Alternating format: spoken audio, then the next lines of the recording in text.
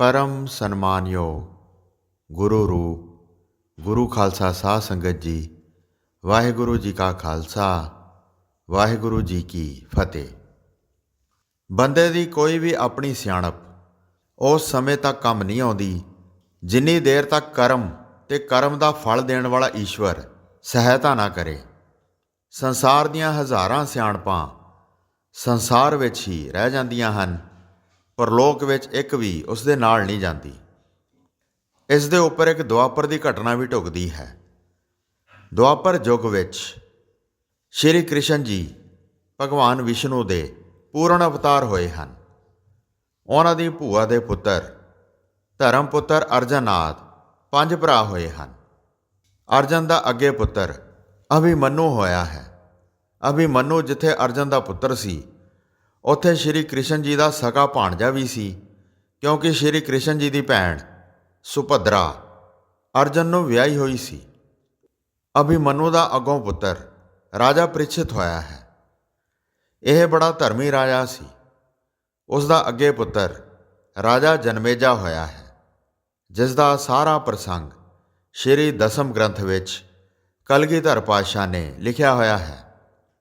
ਰੁਆਲ ਛੰਦ ਰਾਜ ਕੋ ਗ੍ਰਹਿ ਪਾਏ ਕੈ, ਜਨਮੇਜ ਰਾਜ ਮਹਾਨ, ਸੂਰਬੀਰ ਹਠੀ ਤਪੀ, 10 4 ਨਿਧਾਨ। ਸੋ ਇਸ ਕਰਕੇ ਜਨਮੇਜਾ ਰਾਜਾ ਜਿੱਥੇ ਜਪੀ ਤਪੀ ਤੇ ਹਠੀ ਸੀ, ਉੱਥੇ 14 ਵਿਦਿਆ ਦਾ ਮਾਨੋ ਖਜ਼ਾਨਾ ਸੀ, ਭਾਵ ਕਿ ਉਹ ਐਡਾ ਵੱਡਾ ਵਿਦਵਾਨ ਸੀ। ਰਾਜਗੱਦੀ ਨੂੰ ਪ੍ਰਾਪਤ ਕਰਕੇ ਉਸ ਵੇਲੇ ਉਸਨੇ ਧਰਮ ਦੇ ਬਹੁਤ ਕੰਮ ਕੀਤੇ। ਉਸ ਦੇ ਮਨ ਵਿੱਚ ਆਪਣੇ ਗੁਰਦੇਵ ਵਿਆਸ ਜੀ ਤੋਂ ਕਥਾ ਸੁਣਨ ਦਾ ਫੁਰਨਾ ਫੁਰ ਗਿਆ ਤੇ ਕਹਿਣ ਲੱਗਾ ਕਿ ਸਾਡੇ ਵੱਡਿਆਂ ਦੀ ਕਥਾ ਦਾ ਪ੍ਰਸੰਗ ਸੁਣਾਓ। ਵਿਆਸ ਜੀ ਨੇ ਸਾਰੇ ਪ੍ਰਸੰਗ ਸੁਣਾਉਣੇ ਸ਼ੁਰੂ ਕਰ ਦਿੱਤੇ।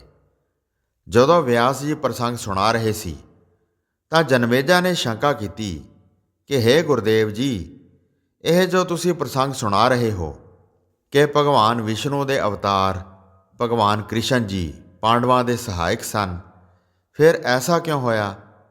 ਕਿਉਂਕਿ ਉਹਨਾਂ ਨੇ ਜੂਏ ਵਿੱਚ ਤਾਂ ਦ੍ਰੋਪਦੀ ਨੂੰ ਹਾਰਿਆ, ਤਾਈਓ ਇੰਨਾ ਵੱਡਾ ਕਲੇਸ਼ ਛਿੜਿਆ ਸੀ ਜੋ ਕਿ ਸਾਡੇ ਬਜ਼ੁਰਗਾਂ ਨੂੰ ਭੋਗਣਾ ਪਿਆ। ਫਿਰ ਉਹ ਵੈਰਾਟ ਰਾਜੇ ਦੇ ਜਾ ਕੇ ਮਜ਼ਦੂਰੀ ਕਰਦੇ ਰਹੇ ਤੇ ਨਾਲੇ ਰੋਏ ਕਿ ਐਡੇ ਵੱਡੇ ਰਾਜੇ ਹੋ ਕੇ ਮਜ਼ਦੂਰੀ ਕਰ ਰਹੇ ਹਾਂ। ਜਿਸ ਤਰ੍ਹਾਂ ਕਿ ਗੁਰਬਾਣੀ ਦਾ ਫੁਰਮਾਨ ਹੈ, ਰੋਵੇ ਪਾਂਡਵ ਭਏ ਮਜੂਰ, ਜਿਨ ਕੈ ਸੁਆਮੀ ਰਹਿਤ ਹਦੂਰ। ਸ਼੍ਰੀ ਕ੍ਰਿਸ਼ਨ ਜੀ ਜਾਣਦੇ ਸਨ ਕਿ ਕੌਰਵ ਇਮਾਨਦਾਰ ਨਹੀਂ ਹਨ, ਛਲ ਕਪਟ ਦਾ ਜੂਆ ਖੇਡਦੇ ਹਨ। ਤਾਂ ਭਗਵਾਨ ਜੀ ਨੇ ਸਾਡੇ ਬਜ਼ੁਰਗਾਂ ਨੂੰ, ਜੋ ਕ੍ਰਿਸ਼ਨ ਜੀ ਦੇ ਭੂਆ ਜੀ ਦੇ ਪੁੱਤਰ ਸਨ, ਉਹਨਾਂ ਨੂੰ ਕਿਉਂ ਨਹੀਂ ਰੋਕਿਆ? ਮਹਾਰਿਸ਼ੀ ਵਿਆਸ ਜੀ ਨੇ ਕਿਹਾ ਕਿ ਹੋਣਹਾਰ ਹੀ ਐਸੀ ਹੈ, ਜੋ ਵਰਤਣਾ ਹੈ ਉਹ ਵਰਤ ਕੇ ਹੀ ਰਹਿੰਦਾ ਹੈ। ਹੋਣਹਾਰ ਤੇ ਮੌਤ ਦੇ ਅੱਗੇ ਕਿਸੇ ਦੀ ਵੀ ਸਿਆਣਪ ਉਸ ਨੂੰ ਰੋਕਣ ਦੇ ਕੰਮ ਨਹੀਂ ਆਉਂਦੀ। ਉਸ ਦਾ ਹੁਕਮ ਅਟਲ ਹੈ। ਜਿਸ ਤਰ੍ਹਾਂ ਕਿ ਗੁਰਬਾਣੀ ਦਾ ਫੁਰਮਾਨ ਹੈ, ਸਾਹਾ ਹੁਕਮ ਰਜਾਏ ਸੋ ਨਾ ਟਲੈ, ਜੋ ਪ੍ਰਭ ਕਰੈ ਬਲਰਾਮ ਜੀਓ। ਇਸ ਗੱਲ ਤੇ ਰਾਜੇ ਜਨਮੇਜੇ ਨੇ ਸ਼ੰਕਾ ਕੀਤਾ ਤੇ ਕਿਹਾ ਕਿ ਜੇਕਰ ਸਾਹਮਣੇ ਖੂਹ ਜਾਂ ਟੋਇਆ ਦਿਸਦਾ ਹੋਵੇ ਤਾਂ ਫਿਰ ਉਸ ਵਿੱਚ ਕੋਈ ਜਾਣਬੁੱਝ ਕੇ ਨਹੀਂ ਡਿੱਗਦਾ। ਮਹਾਰਿਸ਼ੀ ਵਿਆਸ ਜੀ ਨੇ ਕਿਹਾ ਕਿ ਹੇ ਰਾਜਨ, ਤੇਰੇ ਤੇ ਭਾਵੀ ਵਰਤਣ ਵਾਲੀ ਹੈ, ਤੂੰ ਹੀ ਬਚ ਕੇ ਦਿਖਾ ਦੇਈਂ। ਤੈਨੂੰ ਪਹਿਲਾਂ ਦੱਸ ਦਿੰਦੇ ਹਾਂ ਕਿ ਤੇਰੀ ਮੌਤ ਕਿਵੇਂ ਆਉਣੀ ਹੈ, ਇਹ ਟਲੇਗੀ ਨਹੀਂ, ਤੂੰ ਜੋ ਮਰਜ਼ੀ ਉਪਾਅ ਕਰ ਲਈ। ਰਾਜੇ ਜਨਮੇਜੇ ਨੇ ਕਿਹਾ ਕਿ ਦੱਸੋ। ਰਾਜੇ ਜਨਮੇਜੇ ਦੀ ਗੱਲ ਸੁਣ ਕੇ ਵਿਆਸ ਜੀ ਨੇ ਕਿਹਾ ਕਿ ਕਾਸ਼ੀ ਦੇ ਰਾਜੇ ਦੀ ਪੁੱਤਰੀ ਨਾਲ ਤੇਰੀ ਸ਼ਾਦੀ ਹੋਏਗੀ। ਦਾਜ ਵਿੱਚ ਸੁੰਦਰ ਚਿਹਰੇ ਵਾਲੀ ਇੱਕ ਦਾਸੀ ਆਏਗੀ। ਉਸ ਦੇ ਰੂਪ ਤੇ ਲੁਭਾਇਮਾਨ ਹੋ ਕੇ ਤੂੰ ਉਸ ਨੂੰ ਪਟਰਾਣੀ ਬਣਾਏਗਾ। ਇੱਕ ਘੋੜੀ ਤੇ ਚੜ੍ਹ ਕੇ ਸ਼ਿਕਾਰ ਕਰਨ ਲਈ ਜਾਏਗਾ। ਦਰਿਆ ਦੇ ਕਿਨਾਰੇ ਉਸ ਘੋੜੀ ਨੂੰ ਬੰਨ੍ਹ ਕੇ ਸੌਂ ਜਾਏਗਾ। ਫਿਰ ਉਸ ਦਰਿਆ ਵਿੱਚੋਂ ਇੱਕ ਘੋੜਾ ਪ੍ਰਗਟ ਹੋਏਗਾ, ਤੇਰੀ ਘੋੜੀ ਨੂੰ ਮਿਲੇਗਾ, ਜਿਸ ਕਰਕੇ ਤੇਰੀ ਘੋੜੀ ਤੋਂ ਕਾਲੇ ਕੰਨਾਂ ਵਾਲਾ ਤੇ ਚਿੱਟੇ ਰੰਗ ਵਾਲਾ ਵਛੇਰਾ ਪੈਦਾ ਹੋਏਗਾ। ਤੂੰ ਉਸ ਘੋੜੇ ਨੂੰ ਛੱਡ ਕੇ ਸਾਰਿਆਂ ਰਾਜਿਆਂ ਨੂੰ ਆਪਣੇ ਅਧੀਨ ਕਰੇਗਾ।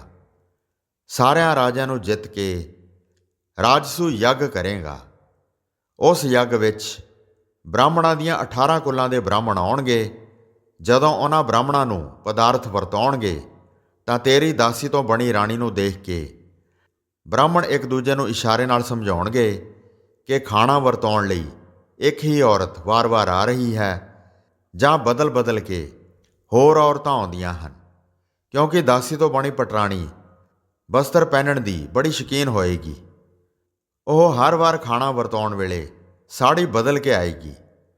ਇਹ ਪਰਖਣ ਲਈ ਇੱਕ ਨੌਜਵਾਨ ਬ੍ਰਾਹਮਣ ਖੀਰ ਦਾ ਛਿੱਟਾ ਰਾਣੀ ਦੇ ਪੈਰ ਉੱਤੇ ਪਾਏਗਾ। ਜਦੋਂ ਰਾਣੀ ਦੁਬਾਰਾ ਆਏਗੀ ਤਾਂ ਉਹ ਦੇਖ ਕੇ ਹੱਸ ਪੈਣਗੇ ਕਿ ਇਹ ਤਾਂ ਉਹੀ ਹੈ। ਰਾਣੀ ਤੈਨੂੰ ਆ ਕੇ ਸ਼ਿਕਾਇਤ ਕਰੇਗੀ ਕਿ ਇਹ ਬ੍ਰਾਹਮਣ ਨਹੀਂ ਹਨ, ਕਿਸੇ ਥਾਂ ਦੇ ਮੁਸ਼ਟੰਡੇ ਇਕੱਠੇ ਕੀਤੇ ਹੋਏ ਹਨ। ਇਹਨਾਂ ਨੂੰ ਇਹ ਵੀ ਸ਼ਰਮ ਨਹੀਂ ਕਿ ਮੈਂ ਮਹਾਰਾਜੇ ਦੀ ਪਟਰਾਣੀ ਹਾਂ। ਇਹ ਕਹਿ ਕੇ ਰਾਣੀ ਤੈਨੂੰ ਗੁੱਸਾ ਚੜਾਏਗੀ। ਗੁੱਸਾ ਆਉਣ ਤੋਂ ਬਾਅਦ ਤੂੰ 18 ਗੋਤਰਾਂ ਦੇ ਬ੍ਰਾਹਮਣਾਂ ਨੂੰ ਸਾੜ-ਸਾੜ ਕੇ ਮਾਰੇਗਾ। ਬ੍ਰਾਹਮਣਾਂ ਦੇ ਮਾਰਨ ਕਰਕੇ ਤੈਨੂੰ ਕੋੜ ਹੋ ਜਾਏਗਾ।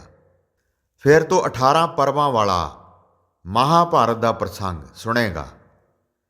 ਉਸ ਕਥਾ ਵਿੱਚ ਜਦ ਤੇਰੇ ਬਜ਼ੁਰਗ ਦਾ ਪ੍ਰਸੰਗ ਆਏਗਾ ਕਿ ਭੀਮਸੈਨ ਇੰਨਾ ਵੱਡਾ ਬਲੀ ਸੀ ਕਿ ਜਿਸ ਨੇ ਗੰਧਰਵਾਂ ਨਾਲ ਬੜਾ ਤਗੜਾ ਜੰਗ ਕੀਤਾ, ਹਾਥੀ ਫੜ-ਫੜ ਕੇ ਆਕਾਸ਼ ਨੂੰ ਚੜਾਏ, ਜੋ ਮੁੜ ਕੇ ਧਰਤੀ ਤੇ ਨਹੀਂ ਡਿੱਗੇ, ਆਕਾਸ਼ ਵਿੱਚ ਹੀ ਖਤਮ ਹੋ ਗਏ।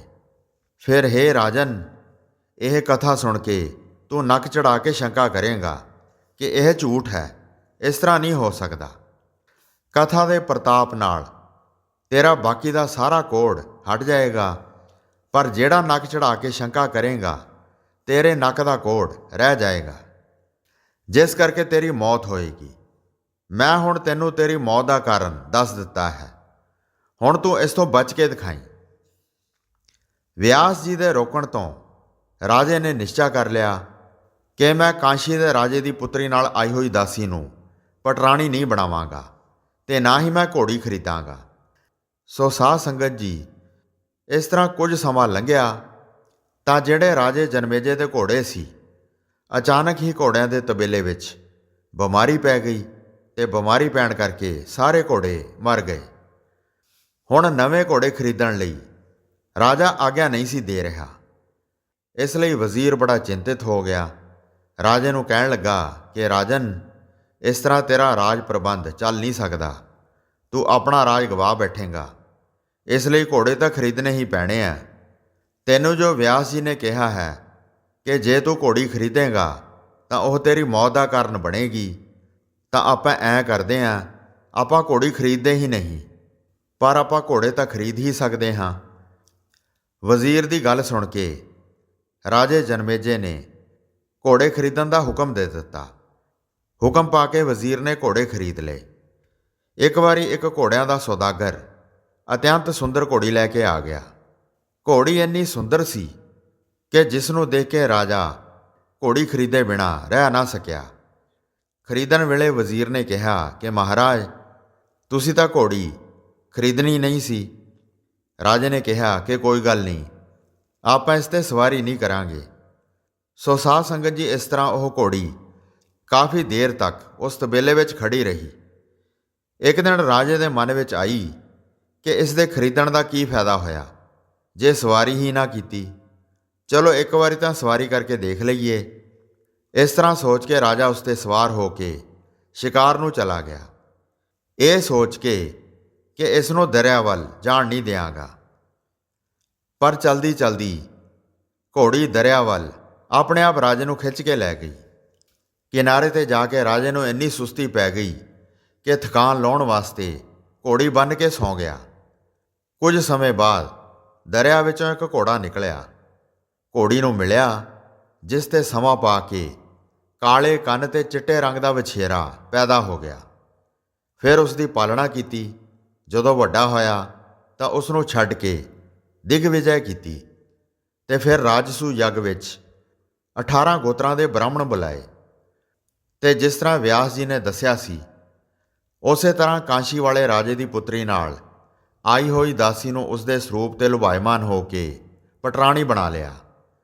ਲੰਗਰ ਵਰਤਾਉਂਦੀ ਹੋਈ ਹਰ ਵਾਰੀ ਸਾੜੀ ਬਦਲ ਕੇ ਆਉਂਦੀ ਰਹੀ। ਬ੍ਰਾਹਮਣਾਂ ਦੇ ਲੜਕੇ ਆਪਸ ਵਿੱਚ ਗੱਲਾਂ ਕਰਨ ਲੱਗੇ ਕਿ ਇਹ ਉਹੀ ਰਾਣੀ ਹੈ ਕਿ ਜਾਂ ਬਦਲ ਬਦਲ ਕੇ ਆਉਂਦੀ ਹੈ। ਇੱਕ ਸ਼ਰਾਰਤੀ ਬ੍ਰਾਹਮਣ ਨੇ ਖੀਰ ਦਾ ਛਿੱਟਾ ਰਾਣੀ ਦੇ ਪੈਰਾਂ 'ਤੇ ਪਾ ਦਿੱਤਾ। ਜਦੋਂ ਸਾੜੀ ਬਦਲ ਕੇ ਆਈ ਤਾਂ ਸਾਰੇ ਹੱਸ ਪਏ ਕਿ ਇੱਕ ਰਾਣੀ ਹੀ ਬਾਰ-ਬਾਰ ਕੱਪੜੇ ਬਦਲ ਕੇ ਆਉਂਦੀ ਹੈ।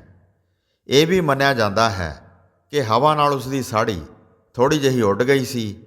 ਉਸ ਦੇ ਬੇਪੜਦ ਹੋਣ ਕਰਕੇ ਸਾਰੇ ਬ੍ਰਾਹਮਣ ਹੱਸ ਪਏ।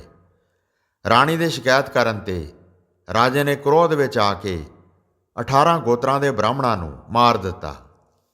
ਗੁਰਬਾਣੀ ਦਾ ਫਰਮਾਨ ਹੈ, ਰਾਜਾ ਜਨਮੇਜਾਂ ਦੇ ਮਤੀ ਬਰਜ ਬਿਆਸ ਪੜਾਇਆ, ਤਿੰਨ ਕਰ ਜਗ 18 ਘਾਏ, ਕੀਰਤਨਾ ਚਲੈ ਚਲਾਇਆ। ਇਹ ਸ਼ਬਦ ਅੰਗ 1344 ਉੱਪਰ ਸੁਸ਼ੋਭਿਤ ਹੈ।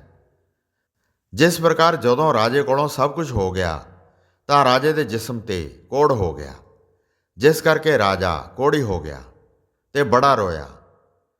ਗੁਰਬਾਣੀ ਵਿੱਚ ਇਹ ਵੀ ਫਰਮਾਨ ਹੈ, ਰੋਵੈ ਜਨਮੇਜਾ ਖੋਏ ਗਿਆ, ਏਕ ਹੀ ਕਾਰਨ ਪਾਪੀ ਭਇਆ।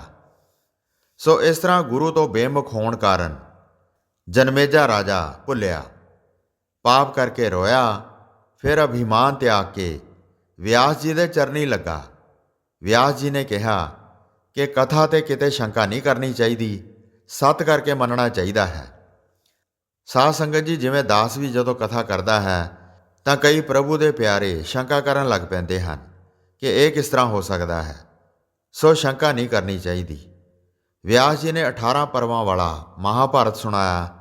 ਸੁਣਦਿਆਂ ਜਦੋਂ ਭੀਮ ਸੈਨ ਦਾ ਪ੍ਰਸੰਗ ਆਇਆ ਤਾਂ ਰਾਜੇ ਨੇ ਸ਼ੰਕਾ ਕੀਤੀ ਕਿ ਇਹ ਕਿਵੇਂ ਹੋ ਸਕਦਾ ਹੈ। ਵਿਆਸ ਜੀ ਨੇ 18 ਪਰਵਾਂ ਵਾਲਾ ਮਹਾਭਾਰਤ ਸੁਣਾਇਆ। ਸੁਣਦਿਆਂ ਜਦੋਂ ਭੀਮ ਸੈਨ ਦਾ ਪ੍ਰਸੰਗ ਆਇਆ ਤਾਂ ਰਾਜੇ ਨੇ ਸ਼ੰਕਾ ਕੀਤੀ ਕਿ ਇਹ ਕਿਵੇਂ ਹੋ ਸਕਦਾ ਹੈ ਕਿ ਹਾਥੀ ਆਕਾਸ਼ ਨੂੰ ਚੜ੍ਹਾ ਦਿੱਤੇ। ਬਾਕੀ ਸਾਰਾ ਕੋੜ ਕਥਾ ਸੁਣਨ ਨਾਲ ਹਟ ਗਿਆ ਸੀ, ਪਰ ਨਾ ਕੁੱਤੇ ਜਿਉਂ ਦਾ ਤਿਉਂ ਰਿਹਾ। ਇਸੇ ਕੋੜ ਕਰਕੇ ਰਾਜੇ ਜਨਮੇਜੇ ਦੀ ਮੌਤ ਹੋ ਗਈ। ਸੋ ਸਾਧ ਸੰਗਤ ਜੀ, ਇਸ ਕਰਕੇ ਗੁਰੂ ਨਾਨਕ ਦੇਵ ਜੀ ਨੇ ਫਰਮਾਨ ਕੀਤਾ ਹੈ ਕਿ ਹਜ਼ਾਰਾਂ ਗ੍ਰੰਥਾਂ ਦੀਆਂ ਲੱਖਾਂ ਸਿਆਣਪਾਂ ਜੇ ਜੀਵ ਦੇ ਕੋਲ ਹੋਣ, ਪਰ ਜੋ ਪਰਮੇਸ਼ਰ ਵੱਲੋਂ ਮੌਤ ਦਾ ਵਰਤਾਰਾ ਵਰਤਣਾ ਹੈ, ਉਸ ਮੌਤ ਨੂੰ ਰੋਕਣ ਲਈ ਬੁੱਧੀ ਦੀ ਇੱਕ ਵੀ ਸਿਆਣਪ ਨਹੀਂ ਚੱਲਦੀ। ਜਿਵੇਂ ਰਾਜੇ ਜਨਮੇਜੇ ਨੂੰ ਵਿਆਸ ਜੀ ਨੇ ਅਨੇਕਾਂ ਸਿਆਣਪਾਂ ਦਿੱਤੀਆਂ ਸਨ, ਪਰ ਕੋਈ ਵੀ ਸਿਆਣਪ ਉਸ ਦੇ ਕੰਮ ਨਾ ਆਈ।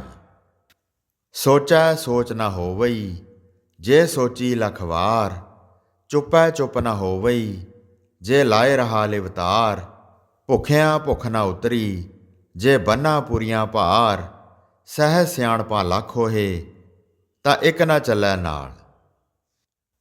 ਹੋਈਆਂ ਭੁੱਲਾਂ ਚੁੱਕਾਂ ਦੀ ਖਿਮਾ ਬਖਸ਼ਣੀ ਜੀ। ਦਾਸ ਨੂੰ ਆਗਿਆ ਦਿਓ।